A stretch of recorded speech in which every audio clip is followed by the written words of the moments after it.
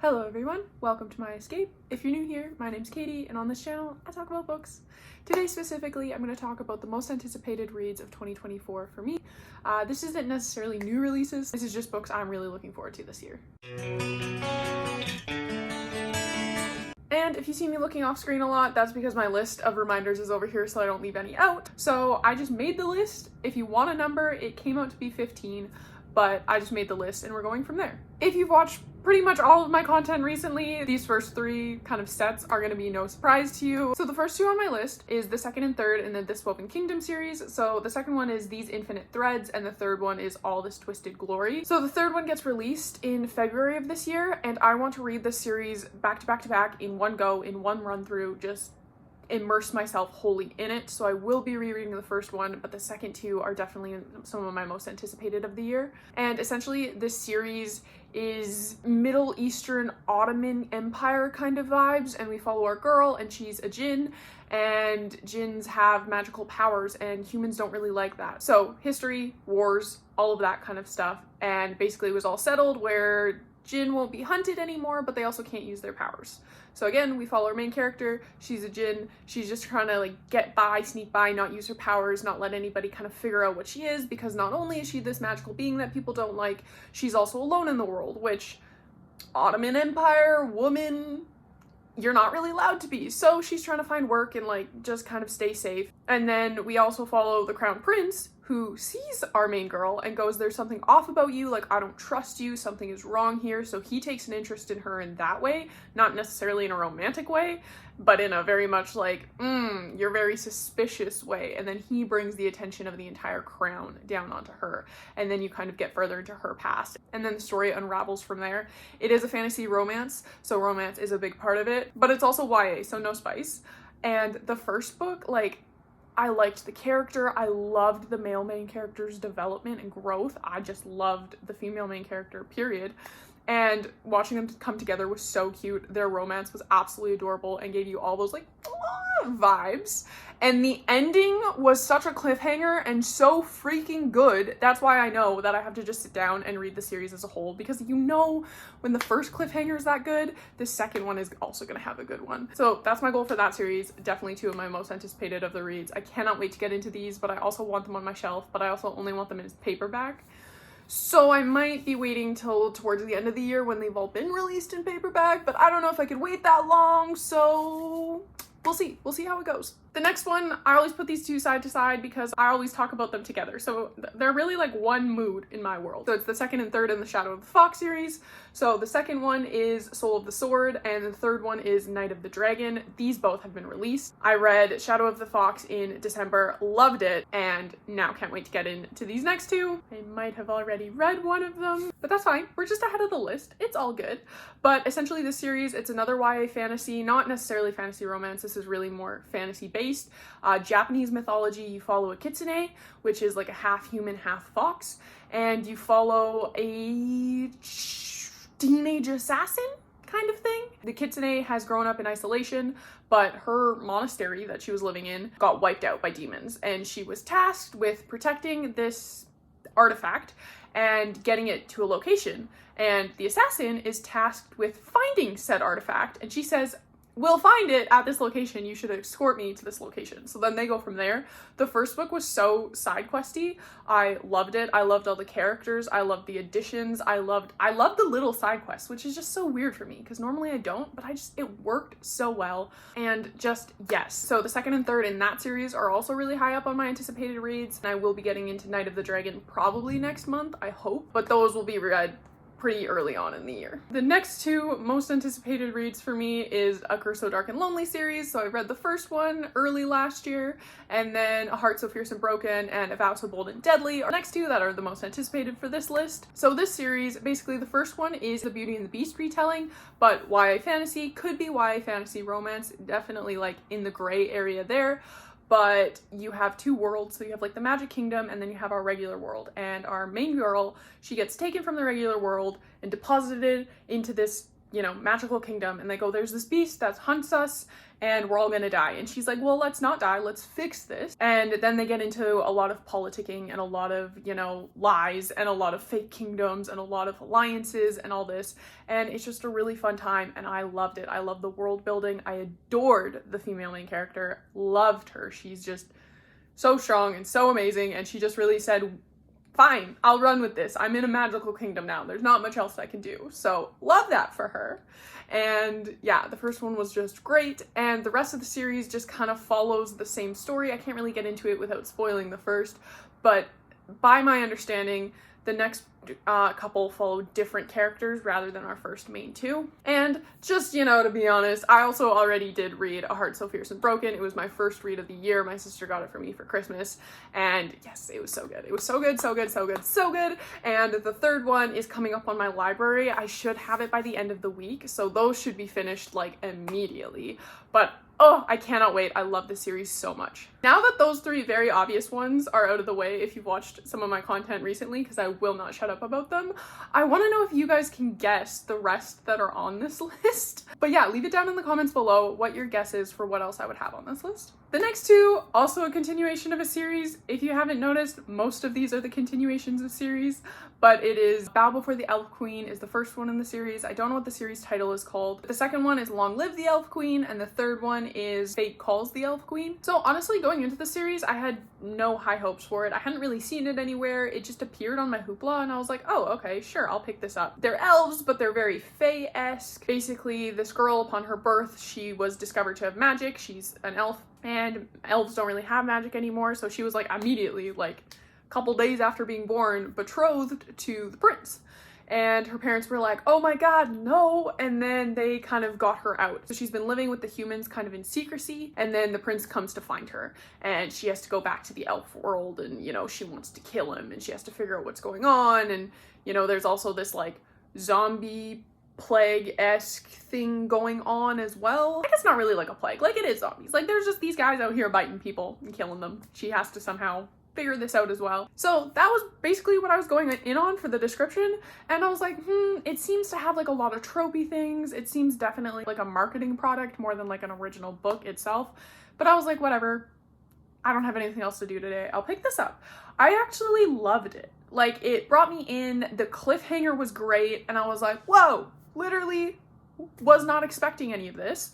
And then I immediately wanted to pick up the second one, which I almost never do, and my library didn't have it, and I think they are on KU now, but at the time I was really just thinking like my tiny little library. And then in the fall I got a new library, or an updated library, and they had it. So now I'm really excited to get into the rest of the series. To be honest, again, I have already read the first one. Guys, they're anticipated for a reason, okay? It's my fault for doing this video like 6 or 7 weeks into the year. But I have already picked up the second one, and it was so good. Kind of the beginning was like boring-esque, but then it really picked up. It had a great battle scene, and the ending of the second one, these cliffhangers are just getting better and better, and I'm like, So that one I'm so excited to get into again, and I'm so happy that the updated library does have the third one, because I don't know if I could wait again for it. But yes, it does have the third one. I do have a hold on that, and that I also think should be coming up by the end of the week. So that one should be knocked off really quickly as well. I can't wait, unless I do one of my me things where I go, I'm so excited about this, I'm not going to read it. But let's hope I don't do that, because I am really excited to see where this goes. And it definitely was like, first it was like a tiny story, and now it's like a story, you know, if that makes sense. So good, so good. I'll probably do a whole video just on that series once I'm done it, because I haven't heard a lot of people talking about it, and I need more people to. Essentially, I need more people to. I always do this. I never pull the books down first before I start the video, and yeah, then just half my shelf fell over, but it's fine. It's fine. So the next two I'm excited to read, also part of a series, but not part of a trilogy. So it is Deadly Dreams and, what's this one called? Beautiful Nightmares. This is the third and fourth of the Fortuna Sworn series. They're pretty. But I like this one better, so I'm just gonna hold up the one. So this series again, you've got fairies, you've got our main girl, and she's like this particular type of creature that's kind of, going extinct. And the fairy prince wants her for political gain or some sort of gain that we don't really know. So he comes to her and he goes, come to the fairy court with me. And she goes, why on earth would I ever do that, you stupid? Because you know what? That's in my mind, that's how she talks. And then he goes, because your little brother got kidnapped 2 years ago and I know where he is. So if you come with me and you help me, I'll help you get him. She goes, I would literally do anything for my brother. So fine, you arrogant fae, let's go. And then she gets pulled into this world of like fae courts and challenges and trials, and she's trying to free her brother, and also the fae kind of suck, and she's like, you're morally awful, right? And the fae king's like, yeah, but like, what can you do? And she's like, I can do a lot. And then the story proceeds from there.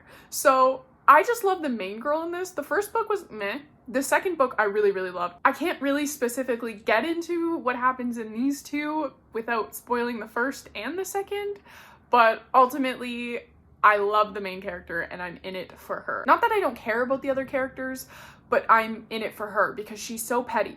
She's actually just so petty. She feels real.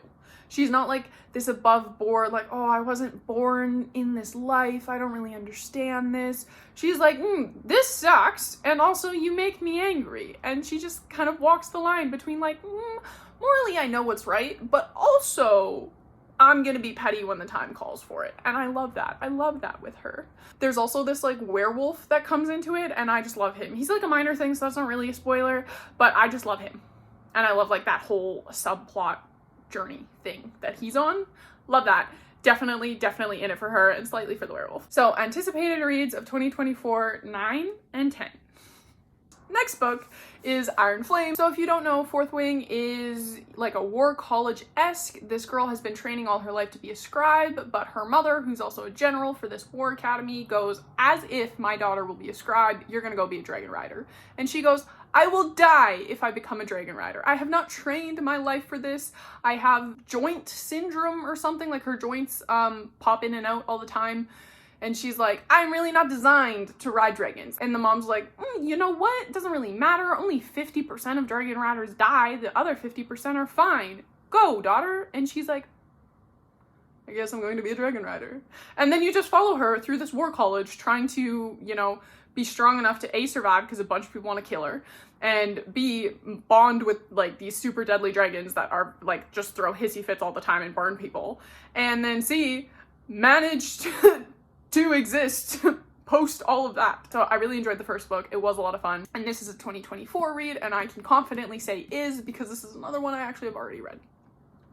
I can say for this book though, I did enjoy it, but where the first one was like a fantasy romance, this to me should have just been a fantasy. Like the romance actually took away from the story. This one just had a lot more world building, a lot more politicking, and a lot more to it than the first one. And the second one, I'm like, I actually don't care about your relationship. Can we go like solve all of these massive, massive problems? I don't care about your drama. But that's just me. Because lots of people love the romance in it, but this I kind of just wish was that fantasy. The romance, the relationship really detracted for me and just kind of had me banging my head against the wall. With that said, this is still like a 4.5 star read. The next on the most anticipated read is House of Roots and Ruin. This is the second one, and the first one was House of Salt and Sorrows. It was like the creepiest, spookiest read of 2023 for me. And this one finally came up literally 2 days ago. So I just finished this book today, yesterday, last night, somewhere in there, and oh my god, did it live up to it. Essentially the series is just, it's like a YA fantasy thriller, and you never know what's happening and you never know what's real. And honestly, these could probably be read as standalones. I don't think you necessarily needed to read the first one to go into the second one. I would recommend it because I loved the first one. But the second one, you follow the youngest sister of the first one, and she can see ghosts, but she doesn't know that. And so her sisters are trying to keep her like isolated on the island they grew up in. And then she realizes that she can see ghosts and that her sisters are just trapping her here forever. Not maliciously, out of love, because they're like, yeah, you can't just be walking around talking about ghosts because this is Victorian era and you'll get locked up in an asylum. Then she goes, okay, you know what? I have this job offer from Kingdom Island, far, far away. I'm not really sure. And I'm gonna go paint the son's portrait. So then she goes over there, but then a bunch of weird stuff starts happening in the house, and she's like, but is this because I can see ghosts, or are these people real, or like, what is happening. I didn't guess a single thing in this story, not a single one.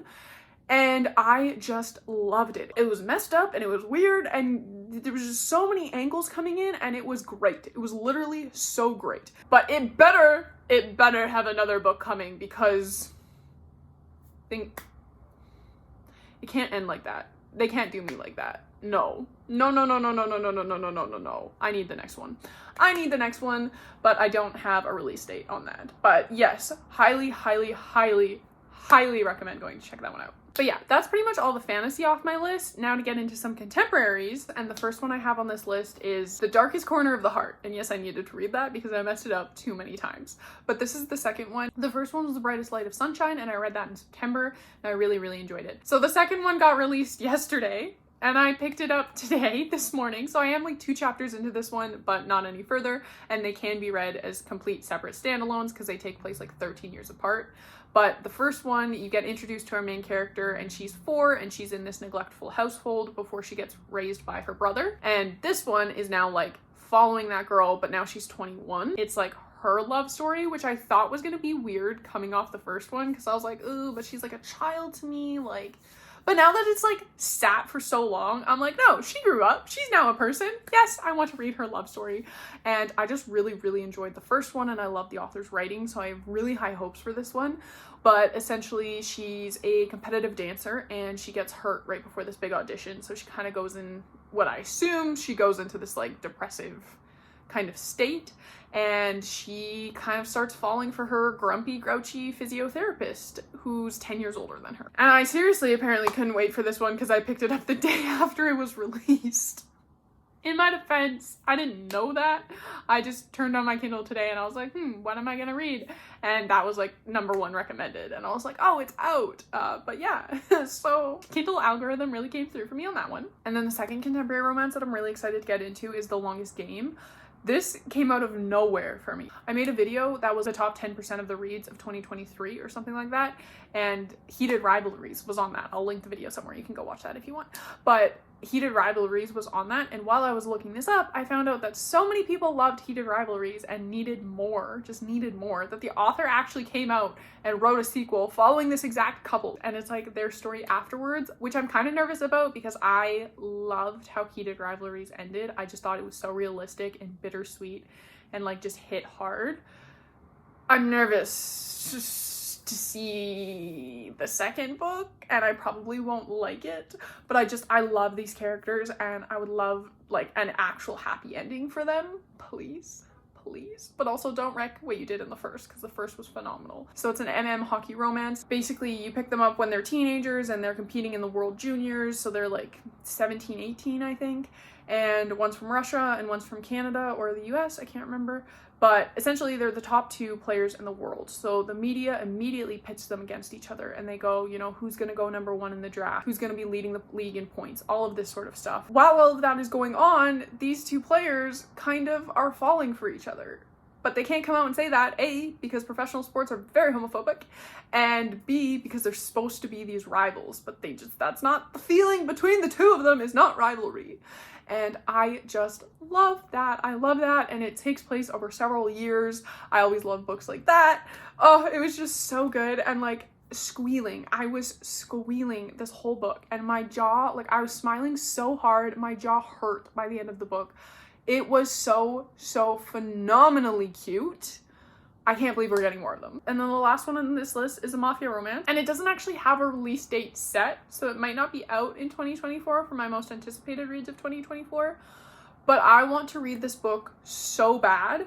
I'm throwing it in my videos to help manifest its creation, and that is Sinners Atone. It's the 4th in the Sinners Anonymous series. Sinners Anonymous didn't really care for. Sinners Condemned and Sinners Consumed, the 2nd and 3rd, followed the same couple. Oh my god, did I love those books, and it's my favorite mafia romance. Loved. And anyways, the 4th picks up the 3rd brother, and it's like the 4th and the 5th is the duology, I guess, for that couple. I need it so bad. You got teasers of this couple in other books, and I need it so bad. So anyways, put that out there. I would love to have my hands on Sinners Atone in 2024. No pressure to the author because I get that it's a process and I want it to be great and she wants it to be great. So of course, take your time with it. Make it lovely. I'll of course read it whenever it comes out, but I would love it in 2024. But anyways, that's my list. I did make this list a couple weeks ago and I just didn't have the time to like sit down and film it. But I'm actually killing this because although I said it as my most anticipated reads, that doesn't actually mean I'll get through them all. But of 15, I've already read 5, which is 1/3. I started one this morning, that's 6. And I have 2 that should be coming up by the end of the week, which makes it 8. 8 of 15. That would be pretty much by the end of next week. I should have over half of my 2024 anticipated reads done. That's crazy. I'm killing this list. Go me. But that is all I have for you guys today. Thank you for dealing with this little reflection in my glasses because it has driven me insane this entire video. So I can't imagine what it's like for the other side, but I needed to be able to see today. I'm tired. I'm tired. But anyways, I have a lot to do today, so I gotta get on with my day. I'm sure you guys gotta get on with your day too. Leave a comment down below, especially if before, when you guessed what books would be on this list, leave a comment down below if you were right or if you were wrong, or kind of like your thoughts on it. And also, what are you most anticipating reading this year? Maybe I need to add to this list because again, I'm kind of killing it. We're only in February and I will probably have 8 of 15 done by the end of the month. So feel free to add to my TBR, I guess. Don't forget to leave a like, comment, and subscribe. I post videos every Saturday, and I am trying to post some shorts throughout the week. So ring that bell for notifications and you won't miss anything, and I'll catch you guys on the next one. Bye!